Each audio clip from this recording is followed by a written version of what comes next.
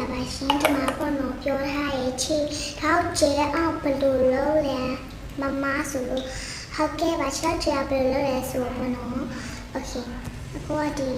အထဲဝင်လိုက်မလို့မမီးရနေဒီဘက်ဆောင်ကပြော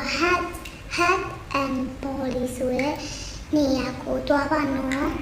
head and body ကိုတွားပါမယ်โอเค head and body ကိုတွားပါမယ်တွားပြီးတာနဲ့အနောက်ကိုရွှေ့ပြီး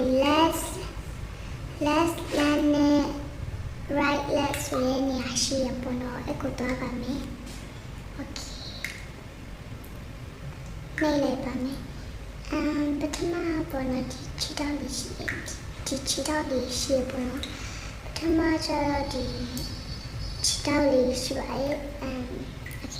ဒီခြေထောက်လေးရှိရပေါ်နော်အခုကကျတော့ခြေထောက်ကိုအဲ့ဒါကိုပဲပြန်နေလေဒီလိုဖြစ်တော့ပါမယ်ရှင်